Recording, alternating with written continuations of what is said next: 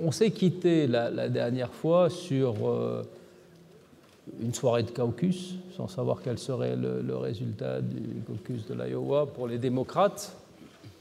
Bon, il est ce qu'il est, il laisse en tout cas des incertitudes quant à la manière dont se nourra l'élection présidentielle américaine, avec moins d'incertitudes sur l'impeachment et sur son résultat au Sénat, mais qui est intervenu peu après et qui, d'une certaine manière, a valu un rétablissement pour Trump. Et j'ai un peu l'impression que cette année encore, comme l'année dernière avait été rythmée par le feuilleton du Brexit, on va avoir ces conférences qui vont être forcément marquées par le feuilleton de l'élection présidentielle américaine. Mais nous, ce qui nous intéresse aussi, c'est la longue durée, les moments stratégiques forts, la réalité, et pas simplement ce que sont les circonstances de la vie politique, même si, évidemment, un second mandat de Trump démentira certainement un certain nombre de pronostics,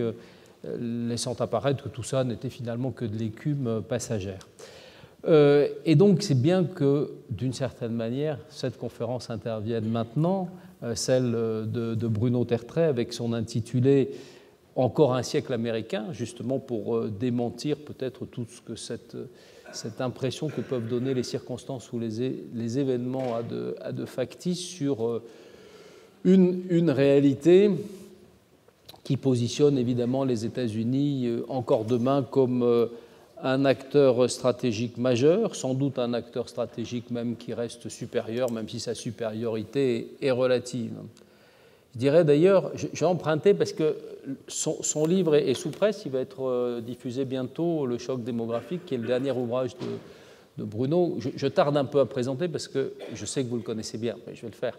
Et donc, il vient de publier ce livre, Le choc démographique, et il a mis en exergue, en citation, une citation, qu'est-ce qui compte dans l'histoire? Premièrement, le nombre, deuxièmement, le nombre, troisièmement, le nombre, et effectivement, en tout cas numériquement, mais même au-delà qualitativement, les Américains, évidemment, ont tous les moyens de la peser stratégique sur le monde de demain. Alors, Bruno, vous le connaissez bien, d'abord parce que régulièrement, il vient aux conférences de la chaire où il intervient comme débatteur ou comme participant. Vous le connaissez parce qu'on lui doit aussi beaucoup au moment de la création de la chaire, parce qu'il a été d'un des premiers, je vois Isabelle, avec d'autres, qui ont été au comité de pilotage de cette chaire pour la fonder. On en est à la 7e édition. Vous le connaissez bien sûr, pour ceux qui sont familiers des cercles académiques, pour ses responsabilités de directeur adjoint à la Fondation de la recherche stratégique, où il est maintenant depuis très longtemps, puisque je crois que tu es maître de recherche à la FRS depuis 2001. Un parcours académique que je ne vais pas détailler, parce qu'on en est maintenant à la période de ta carrière où c'est la collecte des prix, quoi. Le prix Vauban pour l'ensemble de ton œuvre, le prix géopolitique en 2016 pour Le Président et la bombe, un dernier prix qui a été le prix Georges Erhardt de la Société de géographie.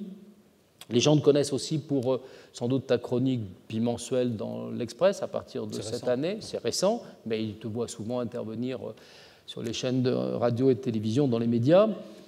On sait qu'au fond, tu as mêlé, on avait Cortounov, si je fais une comparaison, ça va peut-être, il ne faut pas la pousser trop loin, mais à côté de ta carrière académique, notamment centrée sur les problématiques stratégiques, sur les questions nucléaires, sur lesquelles tu as beaucoup écrit, par le fait aussi d'une participation à des enceintes de réflexion, qu'elles soient françaises ou qu'elles soient internationales. Je pense au fait que tu sois régulièrement sélectionné dans les comités d'experts ou les comités de personnalités qualifiées de l'ONU. Tu as été membre, et je l'ai été une fois avec toi, des commissions du Livre blanc sur la défense. Donc il y a à la fois l'aspect de la réflexion, mais il y a aussi, je dirais, la participation à une sorte de diplomatie un peu officieuse de la réflexion et de l'analyse dans les centres du pouvoir.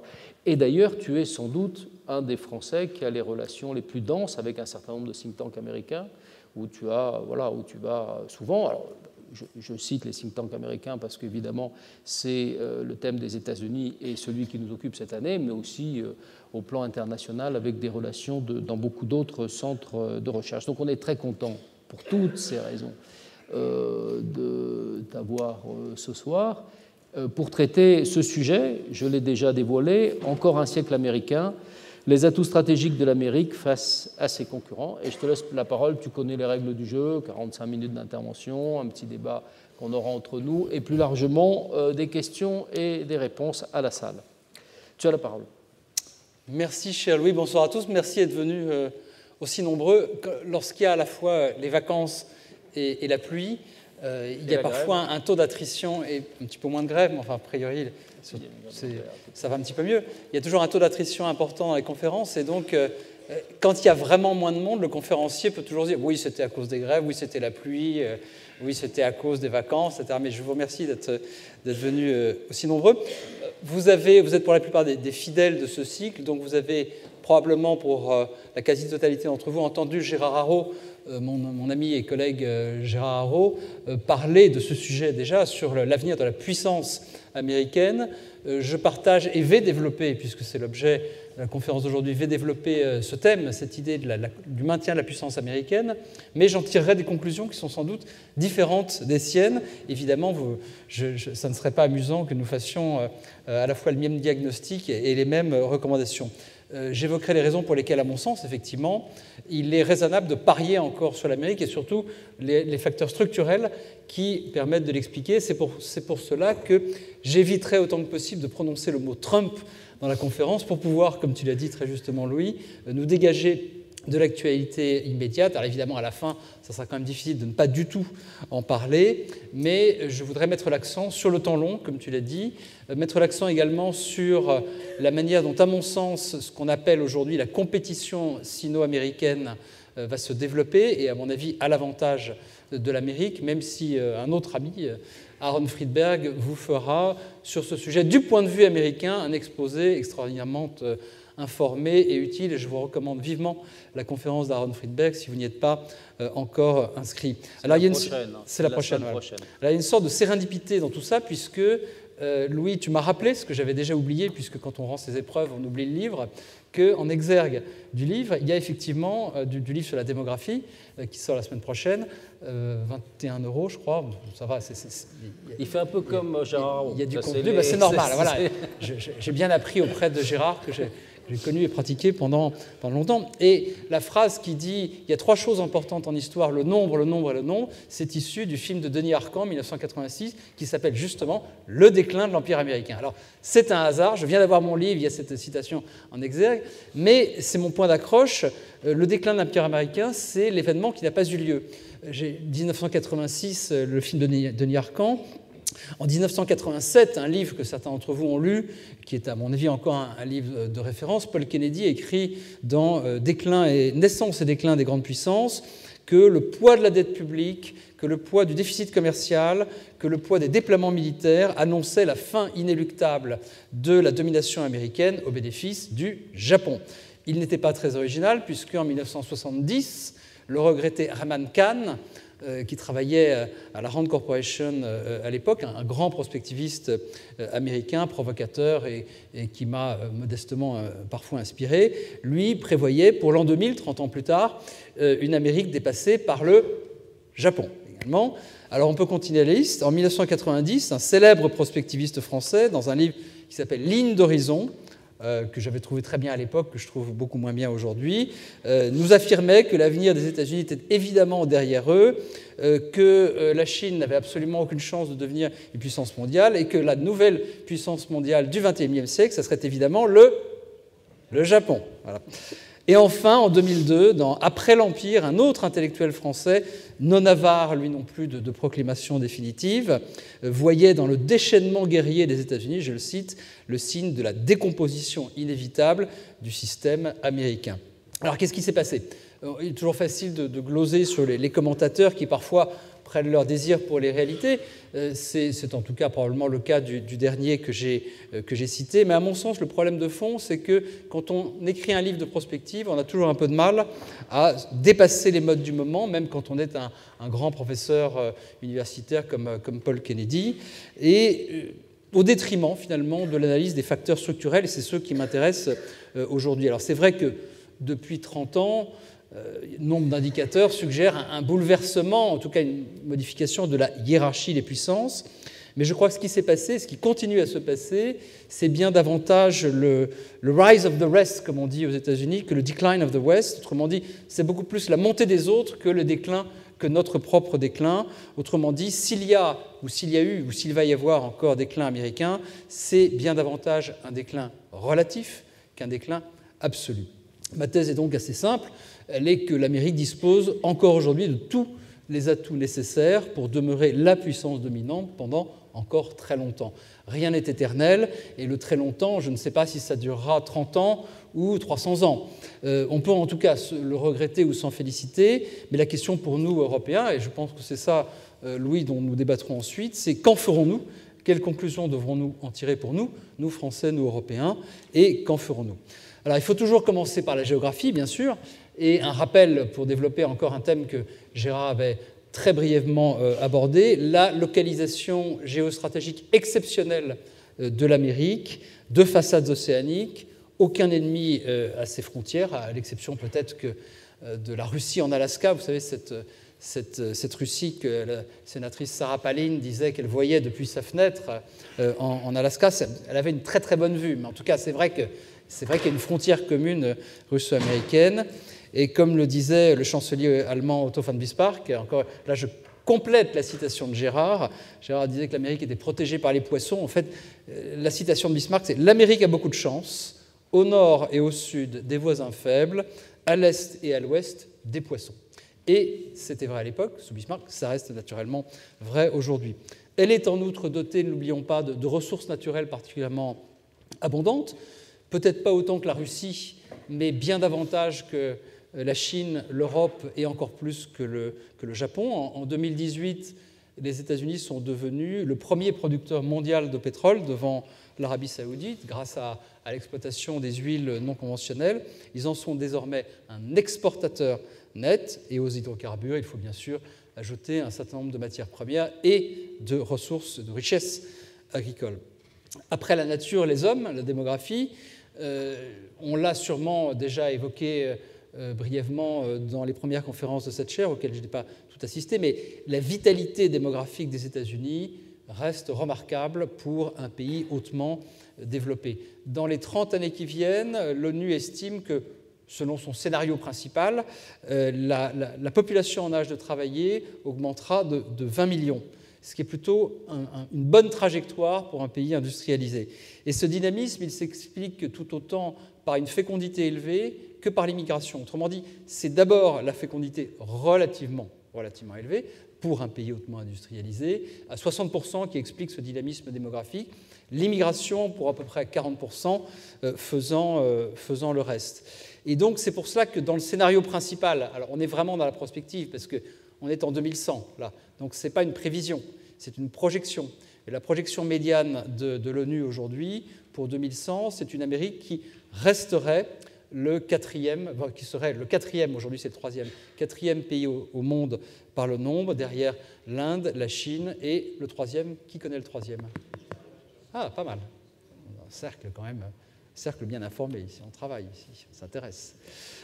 Au titre des atouts de le Nigeria, bien sûr, qui serait, ça étonne encore parfois, ça n'étonne pas cette assistance, et je m'en félicite, mais ce serait effectivement en 2100, selon cette projection, le troisième pays au monde. On peut évoquer également, au titre des atouts de l'Amérique, la stabilité de son système politique, de ses institutions, de son cycle électoral. Alors bien sûr, les autocraties chinoises et russes bénéficient aujourd'hui d'une très forte stabilité politique, peut-être un peu trop forte, mais rappelons tout de même que les deux pays concernés ont connu plusieurs révolutions au cours du siècle dernier. C'était il n'y a pas si longtemps.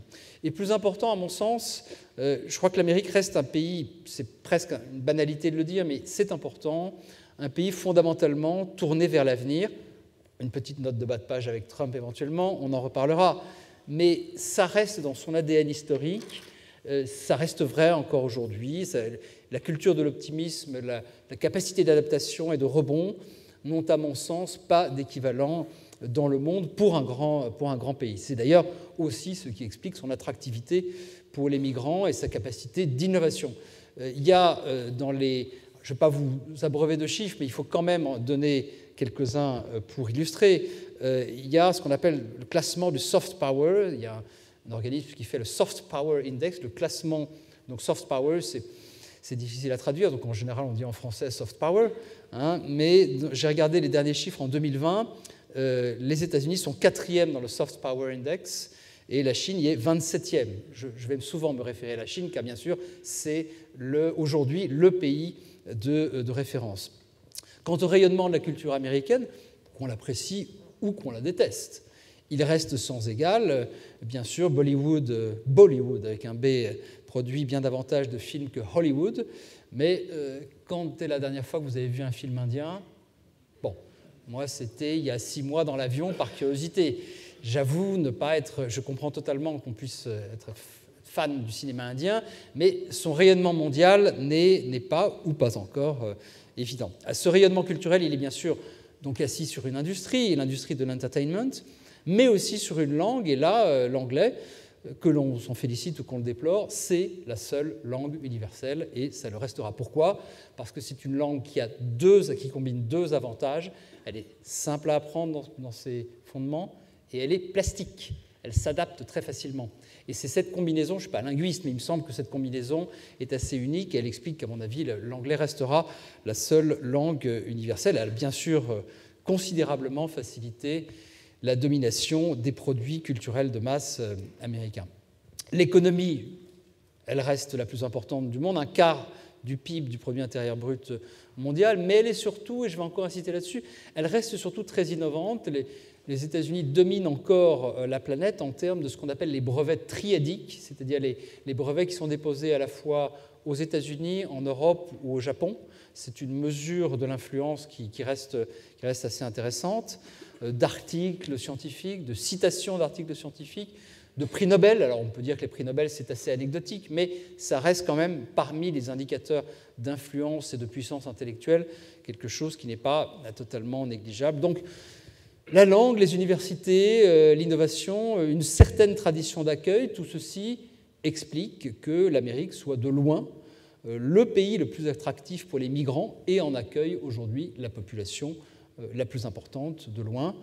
Nous avons tous des anecdotes analogues à celles que je vais conter, j'imagine, mais je me souviens qu'au Moyen-Orient, un journaliste américain me racontait avoir entendu il y a quelques années un jeune homme, je crois que c'était à Gaza, un jeune homme lui dire dans un même souffle « Je déteste l'Amérique, mais est-ce que vous pourriez m'aider à obtenir un visa ?» Voilà, c'est une histoire classique, elle est peut-être apocryphe, en tout cas je l'ai souvent entendue, mais elle me semble assez classique dans la manière dont justement l'Amérique est appréhendée dans nombre de pays du monde. Il y a aussi le dollar, sa domination reste peu entamée, et là encore, les chiffres sont intéressants. À force d'entendre dire que nombre d'États voudraient trouver des alternatives au dollar, les faits sont là. Et l'effet, c'est que la domination du dollar a plutôt cru depuis la crise financière de la fin des années 2000. Il y a aujourd'hui 60% des pays du monde qui fixent le cours de leur monnaie par rapport au dollar. C'est le double de ce que c'était en 1970. Ce n'est pas anodin. Le dollar, c'est à peu près 60% des réserves de change dans le monde. C'est environ la moitié des paiements internationaux via le système SWIFT. Ça, c'est une réalité incontournable. Ce qui d'ailleurs permet aux États-Unis de bénéficier de ce qu'on a appelé un privilège exorbitant, dont d'ailleurs ils n'hésitent pas à tirer bénéfice à travers ces fameuses sanctions extraterritoriales qui font à juste titre couler beaucoup d'encre en Europe, et y compris en France, je dois dire. C'est un débat qui a vraiment pris naissance dans les années Trump. Quant à la suprématie militaire des États-Unis, je ne vous surprendrai pas en vous disant qu'elle me semble encore largement incontestée. Alors, ce n'est pas tellement une question de budget. Le budget américain de la défense, c'était quasiment 50% de la dépense mondiale il y a 15 ans.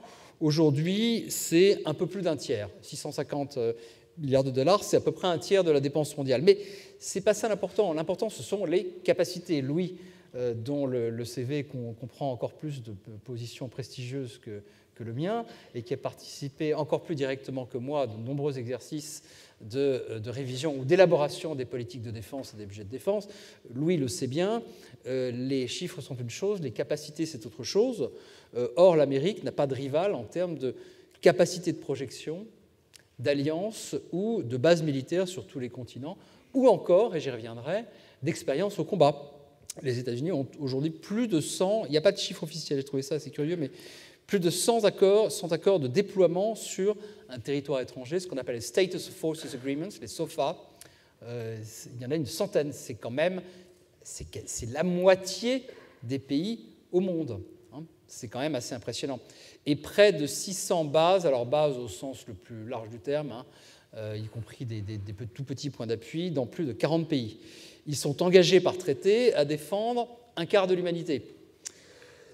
L'Amérique, encore aujourd'hui, contrôle largement, même si elle n'en est pas toujours le gendarme. J'ai toujours trouvé cette expression un peu curieuse. En plus, gendarme, c'est français, donc bon, elle n'est pas le gendarme des espaces communs, mais elle reste la mieux placée pour contrôler ce qu'on appelle, dans notre jargon de stratège, les espaces communs, à savoir les mers, les airs, l'espace extra-atmosphérique et, désormais, bien sûr, le cyberespace, et ce faisant, elle contribue à garantir une sorte de bien public mondial. Moi, j'aimerais bien que la marine chinoise vienne contrôler la liberté de navigation dans les détroits en Asie du Sud-Est, par exemple, ou même au Moyen-Orient.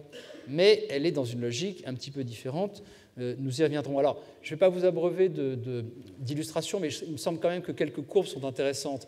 Ça, c'est la production américaine de pétrole et de gaz. Donc les États-Unis, c'est la ligne bleue. Donc vous voyez que la ligne bleue, elle est au-dessus de toutes les autres. Et l'ordonnée va de 2000 à 2016. Ça, ce sont les accords de défense au sens premier du terme, c'est-à-dire les engagements de défense depuis 1947. Vous voyez, ça couvre quand même pas mal de monde. Les bases militaires, alors la carte, évidemment, l'échelle de la carte ne permet pas de repérer chaque base, mais l'essentiel, c'est pas ça. L'essentiel, c'est de montrer que les points d'appui sont à peu près partout. C'est ça qui est intéressant.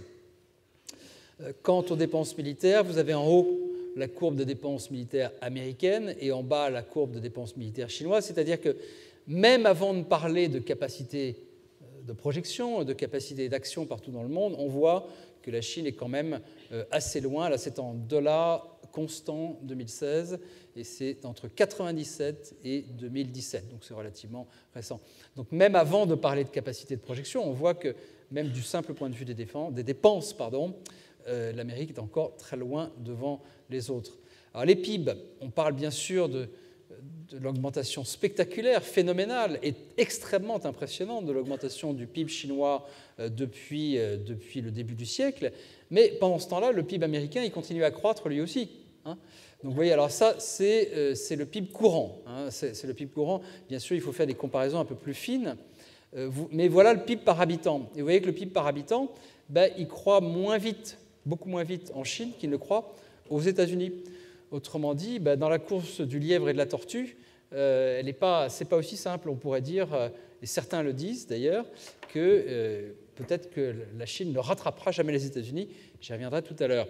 Là encore, c'est le lièvre et la tortue vous montrent que le lièvre continue à aller plus vite. Ça, c'est à la fois la comparaison des PIB et des PIB par habitant, donc c'est une sorte de résumé des deux slides précédents. En bleu, bien sûr, les États-Unis, et en bas, la Chine. Il y a un élément dont je n'ai pas parlé, et je sais que Louis m'en voudrait si je n'en parlais pas, c'est les capacités nucléaires, puisqu'on est dans le militaire. La dissuasion nucléaire, alors en nombre d'armes, l'Amérique n'a pas le premier potentiel mondial, mais le nombre d'armes, ça ne dit rien du tout. Là encore, Louis le sait bien, et c'est un domaine dans lequel ce n'est pas le nombre d'armes qui compte. Donc la Russie a le premier potentiel mondial en termes de nombre d'armes, mais la précision des systèmes, non seulement nucléaires, mais aussi conventionnels américains à grande distance, leur donne aux États-Unis ce qu'on appelle dans notre jargon là, une capacité de frappe désarmante. Alors évidemment, ça ne veut pas dire que les États-Unis demain pourraient s'efforcer de désarmer un adversaire complètement sur le plan nucléaire, mais il y a un impact psychologique sur cette capacité qui n'est pas neutre. En tout cas, du point de vue des Russes, des Chinois et a fortiori des Nord-Coréens, ce n'est pas du tout neutre de savoir que en cas de crise, l'Amérique pourrait prendre ce risque. Je dis bien ce risque parce qu'il n'y a à peu près qu'un seul président, et il est malheureusement au pouvoir aujourd'hui, qui pourrait le prendre. Mais encore une fois, ça n'est pas neutre. Et surtout, ça permet aux États-Unis de conserver cette politique de parapluie nucléaire, de ce qu'on appelle dans notre jargon, là encore, la dissuasion élargie, c'est-à-dire qu'avec un arsenal extrêmement important et surtout performant, on peut protéger de manière crédible un certain nombre de pays alliés, notamment en Europe et en Asie de l'Est. Alors bien sûr, tout n'est pas rose. Alors là, maintenant, je vais faire le revers de la médaille. Mon point ne consiste pas à parler seulement de tout ce qui va bien. L'Amérique a ses faiblesses et sa fragilité. Je dirais qu'elles sont pour moi essentiellement politiques et sociétales. C'est un pays profondément et de plus en plus divisé socialement, bien sûr. Et je me souviens d'avoir lu un ouvrage en 2010 assez provocateur, mais assez prescient, je veux dire, un ouvrage de Charles Murray qui s'appelait Coming Apart, c'était sur les fractures de la société américaine, et qui annonçait quelque part la révolte, on va dire la révolte des laissés pour compte, incarnée par le Trumpisme. Divisé politiquement aussi, bien sûr, et c'est ce qui nous intéresse le plus, parce que ça ne sera pas sans conséquence sur l'efficacité du système américain. L'Amérique est de plus en plus polarisée.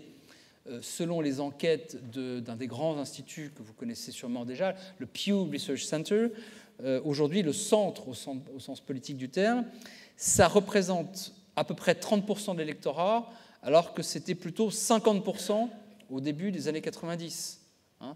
Ça fait quand même... Le centre se réduit. L'Amérique n'est pas le seul pays dans lequel ça se produit, mais en tout cas, c'est pas un hasard si on l'a choisi comme thème central cette année.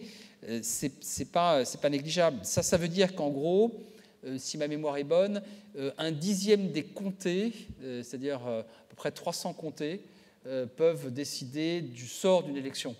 Pourquoi ? Parce que entre le charcutage électoral, ce qu'on appelle le gerrymandering, mais en français, on a cette jolie expression charcutage qui, à mon avis, est assez appropriée. Il y a beaucoup de circonscriptions stables et il suffit de quelques centaines de comtés pour décider du sort de l'élection présidentielle. Le Parti démocrate est de plus en plus le parti des femmes, des jeunes, des minorités, des laïcs, des urbains, des riches, alors que le Parti républicain, c'est de plus en plus tout l'inverse, si j'ose dire. Les hommes, les vieux, les évangéliques, les ruraux, les petits blancs. Bon, je caricature à peine, Et au résultat, et c'est ça qui nous concerne, nous, la machine institutionnelle américaine a des blocages de plus en plus fréquents, incarnés notamment par ces fameux shutdowns, fermeture totale du système fédéral américain qui étonne le visiteur à Washington. C'était impressionnant, aller à Washington pendant un shutdown. Alors, il y a une autre chose qui est amusante, c'est d'y aller quand il y a 2 cm de neige, parce que alors là, c'est la panique. C'est bon. Alors, je sais, c'est facile de se gausser des Américains, mais il y a quand même, je ne veux pas passer pour quelqu'un qui fait un panégyrique de l'Amérique. Donc voilà, je dis aussi tout ce qui va mal. Et d'une certaine manière, la force démocratique, c'est aussi sa faiblesse. Je ne sais pas si on peut gouverner efficacement, comme disait le général de Gaulle, un pays qui a 258 variétés de fromage. Ce dont je suis certain, en revanche, c'est qu'un cycle électoral de 2 ans, ça n'aide ni à la continuité, ni à la concentration sur la direction politique. Une autre évolution préoccupante, ce sont les comptes sociaux. Là encore, les comptes sociaux, c'est une préoccupation de tous les pays qui ont des systèmes de retraite et qui vieillissent. Mais l'Amérique est dans une situation particulièrement préoccupante. La crise des retraites qui arrivera dans les années 2030, selon la plupart des prévisionnistes, mais aussi la crise de la santé. La dette fédérale devrait représenter près de 120% du PIB à la fin des années 2030, mais ça, c'est une prévision optimiste. Alors, je sais bien que la dette à l'Amérique peut se permettre de financer sa dette de manière exorbitante, mais attention, savez-vous comment ont été financées les opérations consécutives au 11 septembre ? Elles ont été financées par l'emprunt, pas par l'impôt, mais par l'emprunt. Et donc, si la capacité de l'Amérique, du fait de l'augmentation phénoménale de sa dette, alors là, je sais, évidemment, tout dépend de ce que seront les taux d'intérêt dans 30 ans, on verra, mais mon point consiste à dire que si une partie de la capacité d'intervention de l'Amérique est financée par l'emprunt et non pas par l'impôt, alors une vraie crise fédérale de la dette pourrait avoir un impact sur cette capacité à réagir rapidement à une crise, comme ça a été le cas pour le 11 septembre. Avant de terminer justement sur la démographie et de passer au match du siècle Amérique-Chine, sur le plan de l'influence, il y a, vous le savez bien, nous sommes bien placés pour le dire en France, un questionnement permanent sur la fiabilité de l'Amérique comme protecteur, pour des raisons traditionnelles, structurelles, son éloignement. Ça, c'est le vieux récit français que nous voyons, nous, validé par les événements et par Trump, à tort ou à raison. Mais nous avons toujours dit, depuis l'époque du général de Gaulle, l'Amérique ne peut pas, c'est pas qu'on n'aime pas l'Amérique, c'est qu'elle ne peut pas être un protecteur fiable parce qu'elle est trop lointaine, trop distante et d'une certaine manière trop différente et pas assez européenne. Mais le problème, c'est qu'il y a aujourd'hui des raisons conjoncturelles dont on a déjà parlé ici et dont on reparlera, je ne vais pas m'y étendre, c'est ce qu'on appelle la fatigue des engagements que l'on voit depuis la présidence Obama. On peut aussi, et je sais que vous êtes nombreux ici, parce que vous êtes nombreux à bien connaître les milieux militaires, il y a aussi la culture américaine qui se prête moins que d'autres à la bonne connaissance des populations locales. Ça, je sais que les Français sont toujours très fiers de dire que nous, on se mêle aux populations, on a de bonnes vieilles traditions issues du colonialisme, etc. Mais c'est vrai, ça a un avantage. Et c'est vrai que c'est un défaut américain, mais je crois quand même que l'Amérique a fait quelques progrès de ce point de vue-là. Enfin, et c'est plus nouveau, c'est justement, je voudrais en revenir à la question de la démographie, car la vitalité démographique de l'Amérique n'est plus aussi assurée, en tout cas aujourd'hui, dans les années 2020, qu'elle ne l'était par le passé. Pourquoi ? Parce qu'il y a deux variables, deux facteurs qui sont en train de bouger. D'abord, l'espérance de vie masculine qui stagne du fait de la très forte surmortalité du quinquagénaire blanc. Alors, cher Louis, nous sommes concernés, mais a priori, ni toi ni moi ne sommes de consommateurs d'opioïdes. Et ce sont les opioïdes, avec l'alcool, qui expliquent notamment ce petit crantage de l'espérance de vie. 70 000, je crois que c'est 70 000 morts par opiacés en 2017, ce qui n'est pas négligeable. Et puis, il y a un autre curseur qui bouge en même temps, c'est l'immigration. La politique d'immigration n'est clairement pas aussi généreuse qu'elle ne l'a été depuis le début des années 1960. Aujourd'hui, les États-Unis accueillent à peu près 600 000 immigrants. C'était 1 million sous la présidence Obama. Pour autant, et c'est ma troisième et dernière partie, pour autant, je crois que l'Amérique conserve tous les atouts nécessaires pour ne pas se laisser dépasser par la Chine. Car c'est bien ça, le match du siècle. En tout cas, c'est celui qui s'impose à nous aujourd'hui. Oui, la Chine a connu ces 30 dernières années un décollage spectaculaire, sans équivalent historique, mais elle est encore, je l'ai dit, en retard, très en retard sur l'Amérique en termes de PIB par habitant. Sa croissance ralentit alors que celle des États-Unis reste peu ou prou qu'à un cas, plutôt stable. Et du coup, ce fameux horizon du dépassement symbolique du PIB américain par le PIB chinois s'éloigne de plus en plus.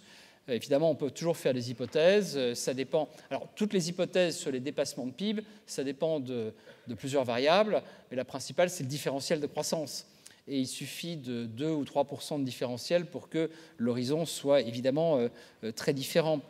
Et il est possible que, du fait d'une démographie beaucoup plus préoccupante en Chine qu'elle ne l'est encore aujourd'hui aux États-Unis, que cet horizon soit infini. C'est-à-dire que dans la mesure où la Chine va commencer à vieillir très vite et elle va perdre sa force de travail, il est possible que ce dépassement ne se déroule tout simplement jamais. Aux environs de 2033, la part des individus de plus de 65 ans sera plus forte en Chine qu'elle ne l'est aux États-Unis. La population active chinoise a commencé à décliner il y a 2-3 ans, alors qu'aux États-Unis, ça ne sera pas avant le milieu du siècle. Et donc, il est possible que cet horizon du dépassement du PIB soit à l'infini. Alors, oui, la Chine a une capacité de lancer très rapidement des projets colossaux, mais sa dette totale, je dis bien sa dette totale, hein, c'est 300% de son PIB. Et avec énormément, alors je ne suis pas spécialiste de finance, mais j'ai toujours entendu dire que la proportion de créances douteuses dans les bilans chinois était extrêmement préoccupante. Oui, la Chine invente de plus en plus, c'est vrai, et elle ne se contente plus de copier, c'est vrai. La part de la Chine dans la valeur ajoutée totale des produits de haute technologie est aujourd'hui, au niveau mondial, l'égale des États-Unis. Et son investissement dans l'intelligence artificielle, qui sera évidemment un domaine clé au XXIe siècle, est absolument colossal. Mais il reste que l'immense majorité des dépôts de brevets chinois sont des brevets nationaux. J'ai parlé tout à l'heure de brevets triadiques, c'est des brevets nationaux. Et aux États-Unis, c'est l'inverse. Les États-Unis ont plutôt, en termes de nombre de dépôts de brevets, à peu près 50% de dépôts nationaux et 50% de dépôts étrangers. Et en termes absolus, l'Amérique en dépose 2 fois plus que la Chine. Donc il y a quand même, là encore, un décalage qui est suffisamment important pour dire qu'il ne pourra pas être rattrapé rapidement. Dans le classement Bloomberg de l'innovation, la Chine occupe aujourd'hui 2020, la 15e place de l'innovation et les États-Unis la 9e. Bon, c'est à la fois beaucoup et peu. C'est-à-dire que les États-Unis ont une place qui reste à peu près croissante. La Chine a du mal à aller beaucoup plus haut.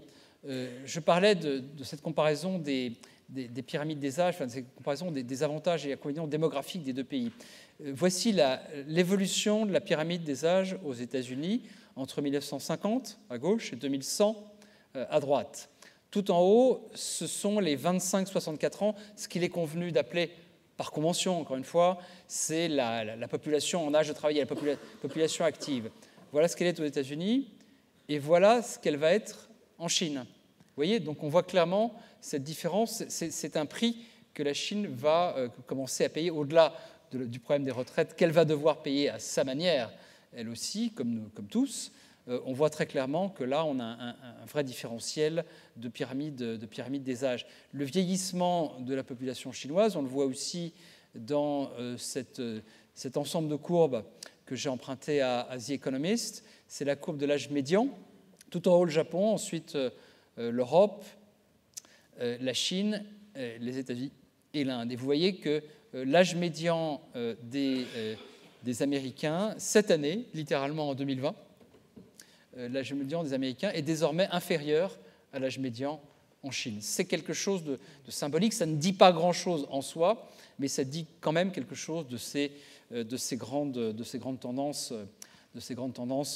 démographiques. J'ai parlé tout à l'heure du pétrole, encore une illustration. L'Amérique importe de moins en moins de pétrole. Désormais, la Chine, elle, importe davantage de pétrole que les États-Unis. J'ai parlé des brevets, et une illustration de ce que je montrais tout à l'heure. La Chine, bien sûr, dépose de plus en plus de brevets. Elle invente, effectivement, de plus en plus. Et tant mieux, il faut s'en réjouir pour ce pays et pour ses habitants. Mais l'immense majorité de ces brevets sont nationaux, domestic, alors que le nombre de brevets qu'elle dépose à l'international est largement inférieur à celui des États-Unis. Et enfin, dernière illustration, elle me semble aussi très parlante, c'est la comparaison du nombre d'étudiants étrangers dans le système d'éducation supérieure. Tertiary level, c'est l'éducation supérieure. Et là, quelque chose qui saute aux yeux, c'est évidemment c'est aussi un effet de vase communicant. L'Amérique est de loin le pays qui accueille le plus grand nombre d'étudiants étrangers dans son système d'éducation supérieure. La Chine, elle, est celle qui envoie le plus d'étudiants à l'étranger dans le système d'éducation supérieure. Et évidemment, un grand nombre d'entre eux vont aux États-Unis. Alors bien sûr, la Chine a créé des géants numériques, mais ce sont encore aujourd'hui les GAFAM qui dominent les marchés mondiaux et pas ce qu'on appelle parfois les BATX, c'est-à-dire donc c'est Baidu, Alibaba, Tencent et Xiaomi, bien sûr. Xiaomi. Merci, cher Léo.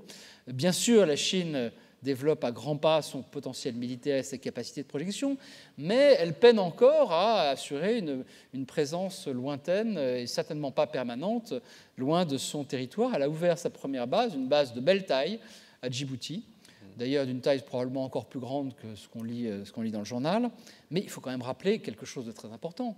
Son armée n'a pas combattu depuis 1979. Et encore, combattu, ce n'était pas une guerre de très forte intensité et ça n'a pas été un triomphe pour l'armée populaire de libération. C'était le Vietnam, évidemment, ce qu'on appelle la leçon, la fameuse leçon. Bon, ça n'a pas été un triomphe. Et là encore, ce n'est pas pour approuver ou désapprouver l'interventionnisme militaire américain, mais le fait est que derrière la fatigue des interventions, il y a aussi l'expérience au combat. L'expérience au combat que à peu près toutes les grandes unités, notamment de l'armée de terre et des Marines, ont eu là en une génération, entre 2001 et 2020. Ça fait toute une génération de soldats américains, notamment encore une fois armée de terre et Marines, qui ont eu une expérience de déploiement au combat. C'est tout à fait significatif. Et lorsqu'on retire les coûts de production des différents instruments de la puissance, ça c'est une comparaison qui est rarement faite, mais il y a un professeur d'université américaine qui a fait ça très bien. J'ai surtout parlé de chiffres bruts, sauf dans la comparaison avec la Chine, mais il y a la production de puissance, mais il y a aussi ce que coûte la production de puissance. Et il montre très facilement que l'Amérique est un système plus efficace dans la production des instruments de puissance, de sécurité, et aussi dans ce qui fait fonctionner l'économie, c'est-à-dire l'énergie. Combien ça coûte en Chine, toutes choses égales par ailleurs en parité de pouvoir d'achat, combien ça coûte en Chine de produire 1 terawatt d'électricité, par exemple, combien ça coûte aux États-Unis. Il montre assez bien que, encore une fois, malgré les progrès phénoménaux de la Chine, elle reste encore très loin derrière l'Amérique. Alors bien sûr, la Chine a inventé un nouveau modèle de capitalisme, ce que certains appellent le capitalisme autoritaire. Je vous recommande d'ailleurs la lecture dans Foreign Affairs, pour ceux qui consultent cette revue, il y a un bel article de Branko Milanovic, qui était un économiste connu, qui voit dans la compétition sino-américaine un choc des capitalismes, the clash of capitalisms. Alors une fois que vous avez ce titre-là, vous savez que des générations d'étudiants vont pouvoir le citer, mais il dit qu'aujourd'hui, et je crois que c'est assez convaincant, comme beaucoup de thèses simples, c'est assez convaincant, il y a deux systèmes rivaux qui se présentent chacun en modèle. En tout cas, force est de constater que le capitalisme autoritaire chinois, je dirais qu'il inquiète désormais autant qu'il séduit. Il a séduit pendant longtemps, et on a beaucoup parlé d'un consensus de Pékin, comme on disait à Washington, enfin dans les institutions FMI, Banque mondiale, un consensus de Pékin qui pourrait être le rival du consensus de Washington. Mais moi, ce qui me frappe aujourd'hui, c'est que depuis quelques années, le modèle chinois inquiète autant qu'il séduit. Alors bien sûr, on peut être impressionné par la capacité de Pékin à construire un hôpital urbain en 10 jours. Tous étaient impressionnés par ces images volontairement impressionnantes, de pelleteuses qui créent un terrain vague, et là-dessus, on vous construit un hôpital de campagne, enfin plus qu'un hôpital, un hôpital urbain en 10 jours. Mais moi, ce qui me frappe, c'est que les Chinois sont tout autant inquiets et se plaignent de la manière dont le gouvernement central a géré la crise du coronavirus qu'impressionnés par cette capacité des autorités à construire un hôpital urbain en 10 jours. Donc, la Chine n'a donc ni armée mondiale, ni monnaie mondiale, ni langue mondiale, ni culture mondiale. Et si l'Amérique reste souvent haïe, elle reste plus aimée que la Chine. Là encore, je suis dans la comparaison, dans ce que j'appelle le match du siècle, parce que l'image de la Chine se dégrade très rapidement. On le voit encore avec, je vous recommande là-dessus, les enquêtes du Pew Global Research. Je cite encore le Pew parce que c'est vraiment un institut de référence pour ce type d'enquête, parce que le Pew est un des seuls instituts à faire régulièrement des sondages simultanés dans 50 pays dans le monde avec des échantillons significatifs. Et ce qui est, à mon avis, encore plus inquiétant pour la Chine, c'est qu'elle est de plus en populaire sur ce qu'elle considère comme ses marches, sur les anciennes marches de l'Empire, chez les anciens tributaires de l'Empire, et notamment dans le reste du monde chinois, c'est-à-dire à Hong Kong et Taïwan. Or, dès lors que la Chine ne peut plus dire « je suis le seul modèle chinois légitime », dès lors qu'un autre modèle, celui d'Hong Kong, surtout celui de Taïwan, non seulement a du succès, mais reste reste relativement compétitif du point de vue économique et politique, c'est particulièrement inquiétant pour Pékin. Donc voilà, je crois qu'on peut dire que d'une certaine manière, entre les deux pays, ça sera au fond davantage qu'une épreuve de force, ça sera une épreuve de faiblesse. Chacun aura ses faiblesses et c'est celui qui aura les plus grandes faiblesses. Et à ce jeu-là, finalement, je pense que c'est de loin l'Amérique qui gagnera, c'est-à-dire que ses faiblesses seront largement inférieures à celles de la Chine et que, pour reprendre l'expression de Joseph Joffé, qui est un analyste bien connu d'origine allemande, qui dit « L'Amérique sera encore, et je partage largement ce diagnostic, la puissance par défaut ». Alors, qu'est-ce que ça veut dire, et j'en terminerai par là, bien sûr, Louis, qu'est-ce que ça veut dire pour nous Européens ? Plusieurs choses. Je serai assez bref pour qu'on ait le temps d'en débattre.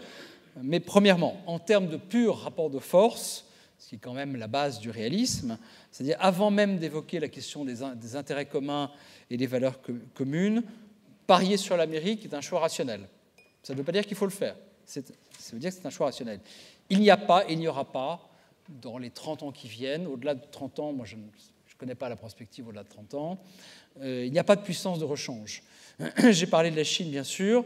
La Russie est encore plus désavantagée, notamment dans sa démographie. Bien entendu, pour nous, Européens, et comme pour le reste du monde, notre relation avec l'Amérique dépendra de ce que fera l'Amérique de sa puissance. Mais c'est là que je me sépare de Gérard Haro et d'autres. Je ne crois pas à une nouvelle forme, à une tendance naturelle qui serait celle d'un nouvel isolationnisme américain.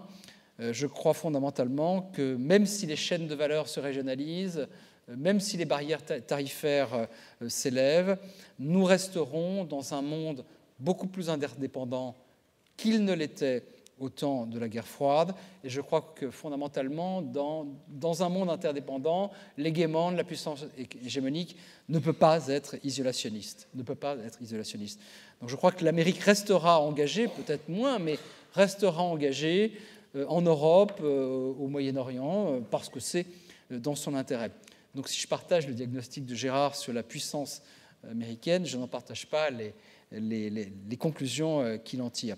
Cela dit, à moins d'imaginer, et c'est toujours possible, car je n'ai pas parlé des chocs qui peuvent toujours rompre certaines trajectoires, à moins d'imaginer une Amérique très affaiblie par des événements que je n'aurais pas évoqués ou prévus, nous ne reviendrons pas non plus à une situation géostratégique de type guerre froide, avec un affrontement total, mondialisé, entre deux blocs à peu près égaux. Et donc, je dirais qu'a priori, nous n'avons pas d'intérêt évident, nous, Européens, nous n'avons pas d'intérêt évident, absolu, à resserrer les rangs structurellement au sein d'un bloc occidental. La notion de bloc occidental, aujourd'hui, pour moi, n'a plus beaucoup de sens. Elle a d'autant moins de sens que l'Amérique change. Vous aurez, j'imagine, il y a d'autres conférences qui parleront davantage de la situation intérieure américaine, mais l'Amérique change. Alors, non pas tellement parce qu'elle devient, comme disent les Américains eux-mêmes, moins blanche, entre guillemets, mais parce que, et c'est le phénomène qui me semble le plus intéressant, ces élites sont de moins en moins d'origine européenne. Elles sont de plus en plus d'origine asiatique. D'ailleurs, l'immigration est de plus en plus asiatique, en tout cas l'immigration légale. Alors, ça ne veut pas dire qu'il y a un basculement naturel à cause de l'origine des élites. Ça ne veut pas dire qu'il y a un basculement naturel de l'Europe vers l'Asie. Mais je dirais que, vu de la côte Est, l'Europe n'est plus l'horizon naturel permanent de dirigeants américains qui auraient vécu dans la mémoire familiale et institutionnelle comme venant fondamentalement d'Europe. Moi, je suis très frappé de voir, par exemple, à quel point l'élite d'origine indienne a pris une place tout à fait significative à Washington depuis 10 ou 15 ans. Rappelons-nous que nous changeons aussi, les sociétés européennes changent, les élites européennes comprennent de plus en plus de personnes d'origine plus ou moins lointaine, d'origine indienne, pakistanaise, en Grande-Bretagne, maghrébine, africaine ou turque. Est-ce que ça nous rend, nous, nécessairement plus proches des pays d'origine ? Pas toujours. je ne suis pas sûr qu'un député allemand d'origine turque soit nécessairement beaucoup plus proche de la Turquie parce que c'est lointainement son pays d'origine. Je ne suis pas sûr que le maire de Londres soit naturellement, s'il était Premier ministre, est-ce qu'il serait naturellement enclin à être plus proche de l'Asie du Sud. J'en suis pas certain. Je crois qu'il faut se méfier de ce type de déterminisme. Et donc je retourne un petit peu l'argument quand même. En conclusion, je pense tout de même que dans la balance des intérêts et des valeurs, et même si la notion de bloc occidental n'a plus beaucoup de sens, je crois que l'ensemble formé par les États-Unis, les pays européens, le Canada et l'Australie, c'est dans cet ensemble qu'il y restera le plus de commun. Encore une fois, ça n'implique ni alliance et encore moins bloc, mais en tout cas, c'est là qu'il restera le plus de commun, et c'est pour cela que je crois quand même que l'Alliance Atlantique, donc notre alliance avec les États-Unis, sera au XXIe siècle, en tout cas dans ses premières décennies, une alliance imparfaite, incomplète, irritante, mais sans doute irremplaçable. Merci. Merci.